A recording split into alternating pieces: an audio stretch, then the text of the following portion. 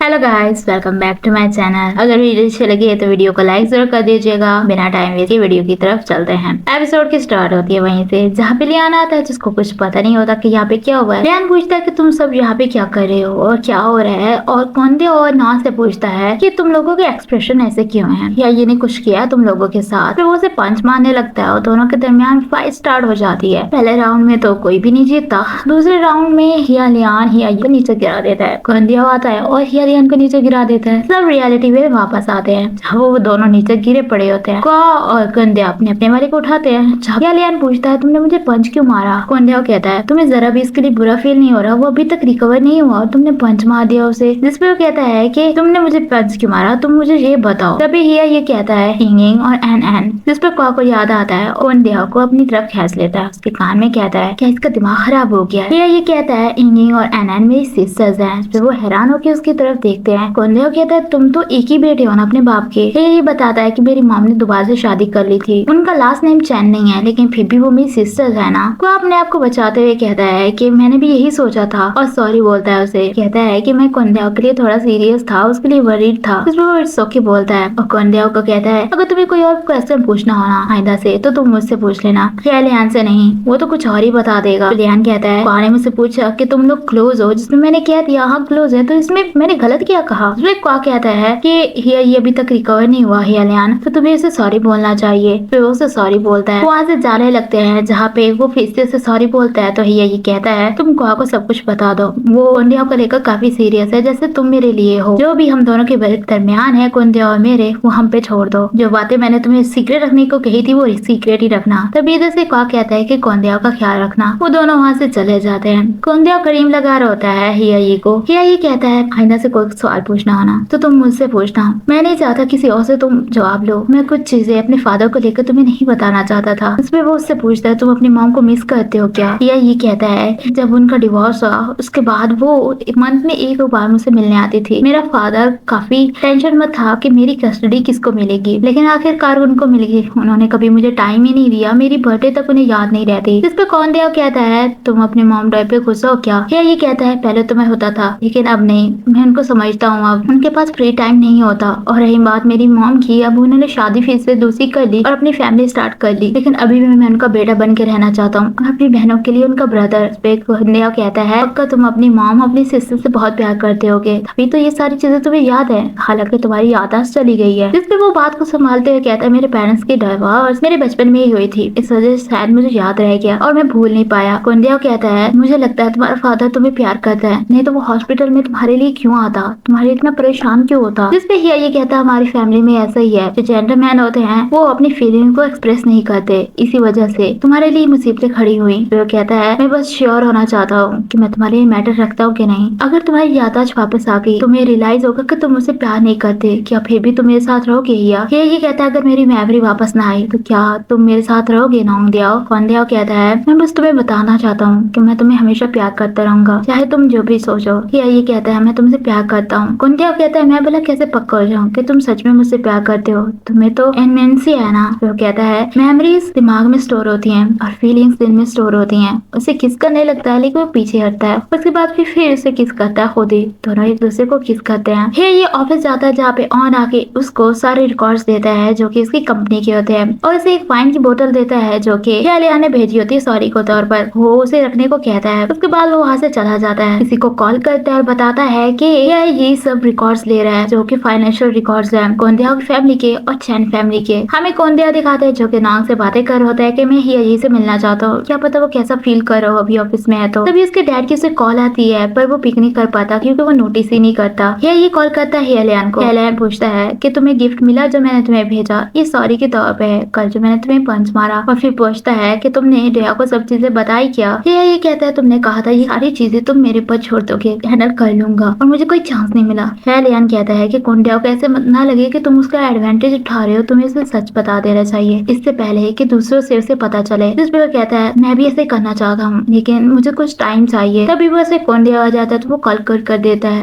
और पूछता है तुम यहाँ कैसे। ऑन के बारे में पूछता है कि उसने तो उसे बताया ही नहीं कि तुम आ रहे हो। कंध्या बताता है कि ऑन को तो पता ही नहीं मैं यहाँ पे आया हूँ, मैं बस चेक करने के लिए आया था तुम ठीक हो कि नहीं। ये अपना हाथ पकड़ लेता है और कहता है अभी मुझे दर्द हो रही है। तो उसे कहता है कंध्या कि तुम रेस्ट कर लेते, फिर ऐसे कैसे यहाँ पे आ गए? ऊपर से तुम्हारी यादाश्त भी चली गई तो तुम काम कैसे करोगे? तो हिया ये कहता है कि चैन फैमिली के अंदर सिर्फ मैं और मेरे डैड हैं और मुझे कुछ याद नहीं। इसका मतलब ये नहीं कि मैं ये नहीं कर सकता, मैं काम संभाल सकता हूँ। ये नॉन्ग को मेंशन करता है जिसकी वजह से वो कहता है तुम इस तरह से कैसे कह सकते हो उसे? हाँ तुम बहुत नोटी बन रहे हो। हाँ आता है और कहता है हमें हमारे वीवीआईपी कस्टमर को वो कार डिलीवर करने जाना है तो आप आ रहे ना। ये कहकर वो वहाँ से चला जाता है। ये कहता है कोंडिया को कि तुम मेरे साथ चलोगे मुझे कंपनी देने के लिए, पर वो आगे से कहता है मैं कैसे आ सकता हूँ, मैं पक्का तुम्हें डिस्टर्ब करूंगा और वैसे भी तुम पहले मुझे नहीं लेके जाते थे, मुझे लगता था कि मैं इस चीज के लिए सुटेबल नहीं हूँ। लेकिन ये कहता है मैं तुम्हें पहले बॉदर नहीं करना चाहता था तो तुम्हारे और मेरे साथ तुम वैसे भी मेरा ख्याल रखना चाहते हो ना। तो कोंडिया कहता है मैं सच में आ सकता हूँ तुम्हारे साथ? तो कहता है हाँ, और उसे ड्रेसअप होने को कहता है। वो वहाँ से चला जाता है। वो ड्रेसअप होके आता है जहाँ पे हिया जी और मोहन बातें कर रहे होते हैं। तभी वो किसी को कॉल करके कहता है कि जैसा प्लान किया है वैसा होना चाहिए। कोंडिया नीचे आता है तो कहता है चलो चलते हैं। वो जा रहे होते रास्ते में हिया जी पूछता है तुम बोर तो नहीं हो गए? जिसपे वो कहता है नहीं बिल्कुल भी नहीं। कोंडिया पूछता है कि हम पर्सनली ये कार क्यों डिलीवर करने जा रहे हैं? जिसपे वो कहता है कि हम कार्स को डिलीवर करने जाते हैं जो कि हाई क्वालिटी की होती है, हमारे कस्टमर को ये इंश्योरिटी हो जाए उनकी कार सेफली पहुंचाते हैं। ये अपना टाइप इन कोंडिया को लगाता है, कहता है तुम अब सही लग रहे हो। इसके ऊपर टी और पी लिखा होता है जो कि दोनों के नाम होते हैं। तो वो कहता है कि हमारी एंगेजमेंट वाले दिन तुमने स्पेशली बनवाया था ना। ये कहता है पास में मैं रोमांटिक हुआ करता था ना। तो कोंडिया कहता है मुझे नहीं पता, मैंने तो कभी नोटिस ही नहीं किया। तभी वो उसे अपनी तरफ खींचता है, किस करने लगता है लेकिन उसे किस नहीं करता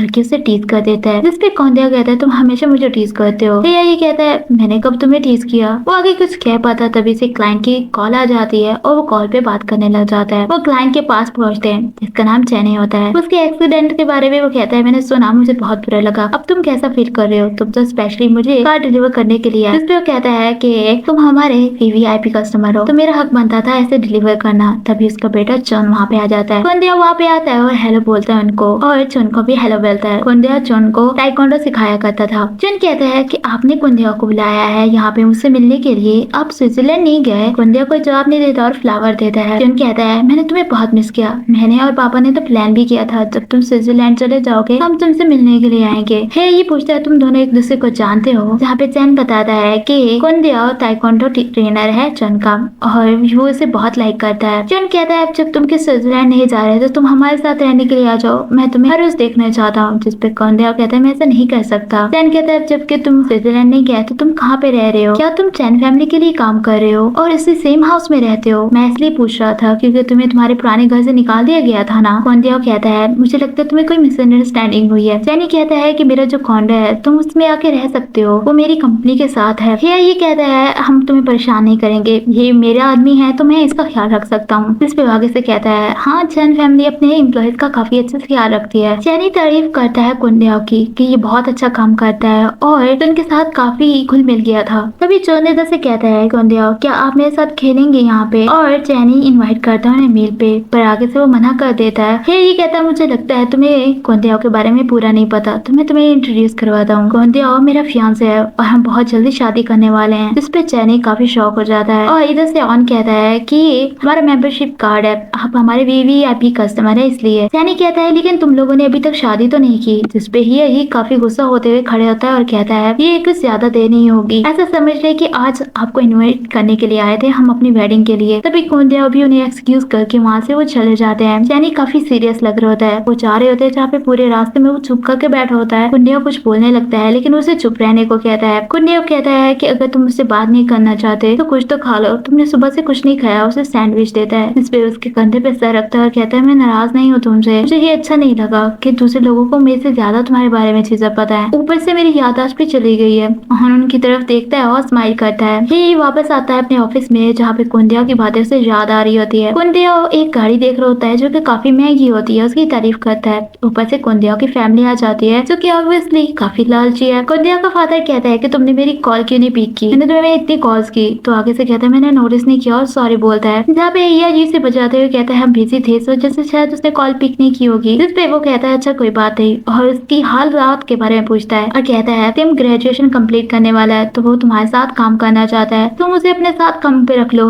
पर वो कहता है कि मैंने इसकी रिपोर्ट पढ़ी थी, जो पहले इसने काम किया था वो बिल्कुल भी सही नहीं गया था लास्ट ईयर। जिस पे आगे से वो उसको कवर करते हुए कहता है कुंडेओ का फादर कि वो छोटा सा बिजनेस था, लेकिन मुझे लगता है वो बड़े बिजनेस में अच्छे से काम कर पाएगा। उसकी मैम भी इसकी साइड लेती है। टीम कहता है मैं रिस्पॉन्सिबिलिटीज लेना चाहता हूँ, आपके साथ काम करना चाहता हूँ, लेकिन हिया ये कहता है मुझे नहीं लगता मैं और एम्प्लॉयज रख पाऊंगा। जिसपे उसका फादर समझ जाता है कि इतनी आसानी से ये उनके लपेटे में नहीं आएगा। फिर कहता है ठीक है कोई बात नहीं, और कुंडेओ को कहता है कि तुम हिया की मदद करना और किसी भी चीज की जरूरत हो तो हमें जरूर बताना। तो कुंडेओ स्माइल करता है और कहता है ओके। तभी तो से ऑन आके बताता है कि 5 मिनट में इनकी मीटिंग है, हमें जाना होगा, कि हमारे घर पे खाने पे जरूर आना। पर हिया साफ मना कर देता है कि वो नहीं आ पाएगा। फिर अपनी स्पोर्ट्स कार के बारे में कहता है कि आपने मुझे कहा था कि आप मुझे लेके देंगे, कब लेके देंगे। उस पे कुंडेओ को काफी शर्मिंदगी फील हो रही होती है कि उसकी फैमिली इतनी लालची कैसे हो सकती है। वो दोनों घर वापस आते हैं जहाँ पे कुंडेओ मदद कर रहा होता है हिया की बात लेने में, जहाँ पे वो उसे सॉरी बोलता है। तो हिया कहता है किस चीज को लेकर। कुंडेओ कहता है मेरी फैमिली को लेकर, हर चीज को लेकर, और ऊपर से तुम्हें गलत समझने को लेकर। जिस पे हिया कहता है मैं तुम्हें समझ सकता हूँ कि तुम मेरे साथ क्यों नहीं रहना चाहते, तुम्हें ब्लेम नहीं करूंगा अगर तुम अभी चले जाओगे। जो तुम्हें खुशी देती है चीज तुम वही करो, लेकिन ये मत सोचना कि मैं तुम्हें पसंद नहीं करता। जब तुम चले गए थे और उसका हाथ पकड़ता है और उसपे किस करता है, कहता है क्या तुम मुझसे शादी करोगे। कुंडेओ कोई जवाब नहीं दे रहा था। हमें दिखाते हैं कुंडेओ का अंकल जो कि उसकी मॉम के साथ बात कर रहा होता है, स्टेप मॉम के साथ, और वो कहती है कुंडेओ तो एक नंबर का बेवकूफ निकला, शुक्र है वो मरा नहीं तो हमारे हाथ कुछ भी नहीं आता। कुंडेओ को भी कुछ नहीं मिलता, और अगर 3 साल पहले वो शादी कर लेते तो अभी तक हम एक लग्जरियस लाइफ जी रहे होते। इस पे वो कहता है कि मैंने तो सुना है तुम्हारे हस्बैंड कह रहा था कि वो अपने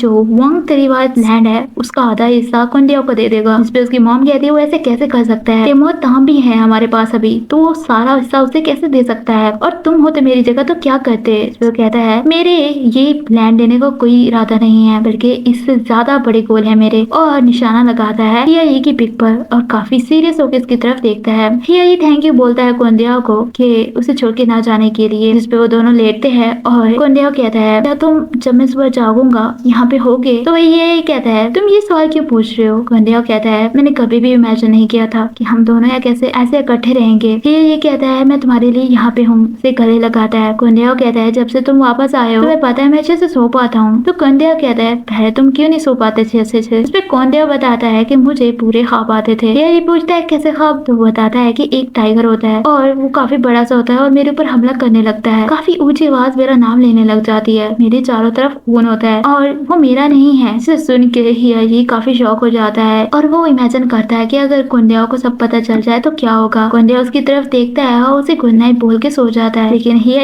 को नींद नहीं आ रही होती। हमें चैनल दिखाते हैं जो कि जॉन से पूछता है कि तुम्हें कुंडेओ अच्छा लगता है। जिसपे कहते मुझे बहुत अच्छा लगता है वो। चैनल कहता है तो मैं उससे पूछूं हमारे फ्रेंड बनने के लिए। जिसपे वो एग्री होता है तो उसे प्यार करता है और काफी अजीब से स्माइल देता है। कुंडेओ तो सो गया होता है, लेकिन हिया अभी भी जाग रहा होता है, काफी टेंशन में होता है। वो बाहर आता है और वाइन पीने लग जाता है। उसे सब चीजें याद आ रही होती हैं, लेकिन वो काफी घबरा रहा होता है। वो काफी गुस्से में वाइन की बोतल तोड़ देता है, जिस वजह से कुंडेओ जाग जाता है। वो बैठ के रो रहा होता है, उसके फेस पे भी कट लग जाता है। वो अपने हाथों की तरफ देखता है जैसे कि उसे लग रहा हो कि अभी भी उसके हाथों पे खून हो उसके अंकल का। जहाँ पे वो आता है और उसे नहीं पता होता वो किस वजह से रो रहा है, लेकिन फिर भी उसे तसल्ली देने की कोशिश करता है, गले लगा के बैठा होता है, फिर उसे चुप कराने की कोशिश करता है। और एपिसोड यहीं पे खत्म हो जाती है। अगर वीडियो अच्छी लगी हो तो वीडियो को लाइक जरूर कर दीजिएगा और मेरे चैनल को सब्सक्राइब कर दीजिएगा। बेल आइकन को दबाना मत भूलिएगा ताकि नेक्स्ट वीडियो की नोटिफिकेशन आपको मिल सके। Thanks for watching.